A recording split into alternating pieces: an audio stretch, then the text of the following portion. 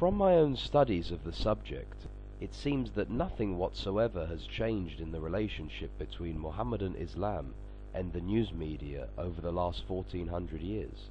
Do you agree? Your observation is of course accurate, since the followers of Muhammad are actually his clones.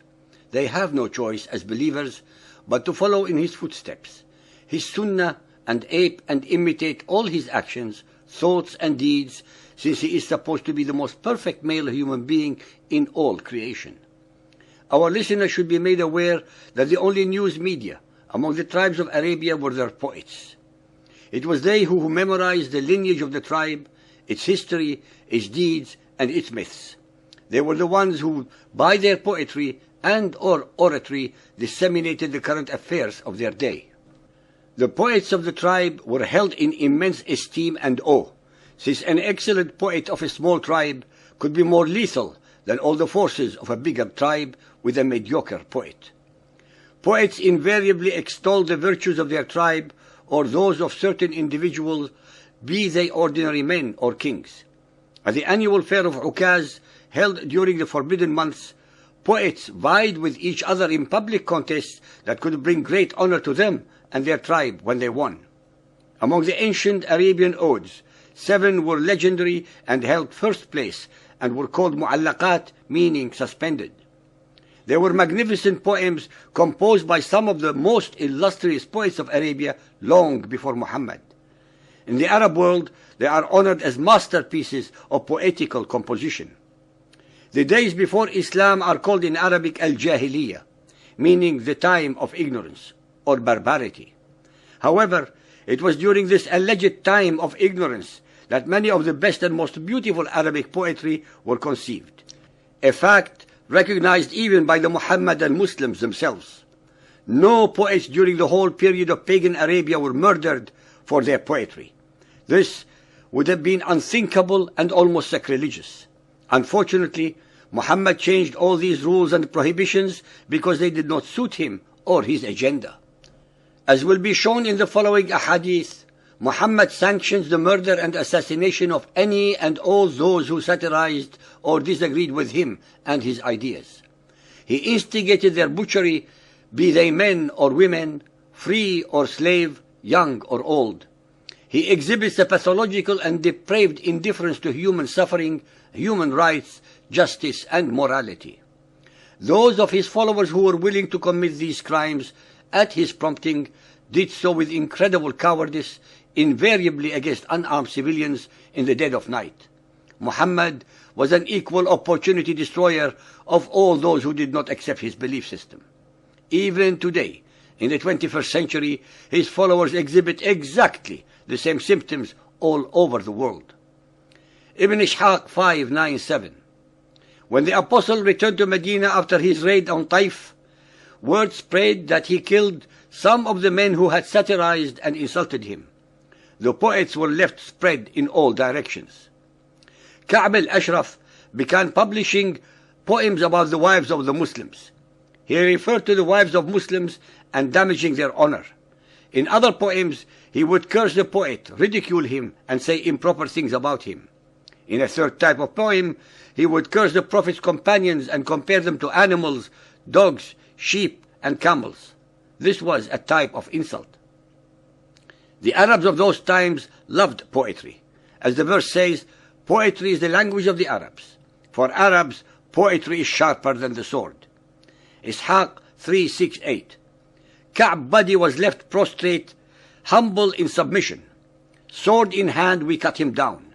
By Muhammad's order, we were sent secretly by night. Brother killing brother. We lured him to his death with guile, cunning, and deviousness. Traveling by night, bold as lions, we went into his home. We made him taste death with our deadly swords. We sought victory for the religion of the Prophet. We carried Ka'b's head and brought it to Muhammad during the night. We saluted him as he stood praying and told him that we had slain Allah's enemy. When he came out to us, we cast Ashraf's head before his feet. The Prophet praised Allah that the poet had been assassinated and complimented us on the good work we had done in Allah's cause. Again and again and again, The degree of cowardice and duplicity exhibited by Muhammad and his followers is unbelievable. They always murdered, assassinated, or slaughtered their defenseless and unsuspecting victims, invariably unarmed civilians, but at the same time boasted that they were bold as lions. Even today, 1400 years later, nothing whatsoever has changed in the character of the male Muhammadan Muslims. They still butcher their manacled and defenseless victims on television while boasting about their own bravery. Ishaq 676. Asma bint Marwan, the poetess, in protest over the cowardly assassination of Ka'b al-Ashraf, said to her people, "You obey a stranger who encourages you to murder for booty. You are greedy men. Is there no honor among you?" Upon hearing those lines, Muhammad said, "Will no one rid me of this woman?" Umayr, a zealous Muslim, decided to execute the Prophet's wishes.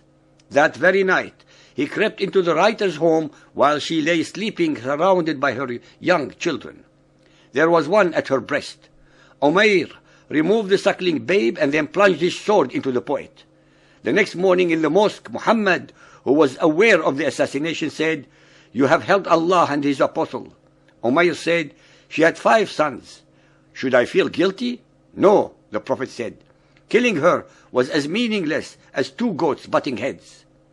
No prophet in recorded human history ever acted with such depraved, pathological indifference towards other human beings. Muhammad is the only alleged, divinely inspired messenger who acted in such manner.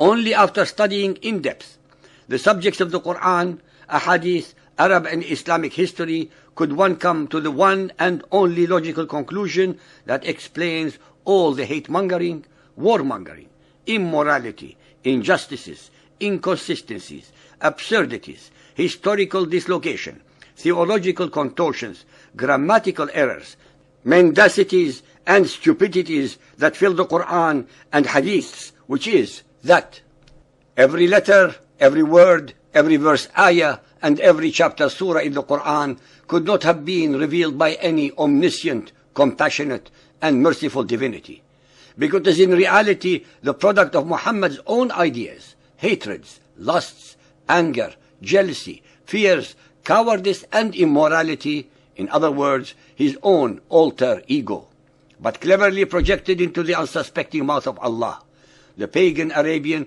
supreme rock god of the Quraysh, embedded into the corner wall of the Kaaba called the Black Stone.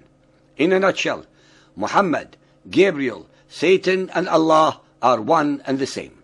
They are all manifestations of Muhammad's own invented personal cult belief system.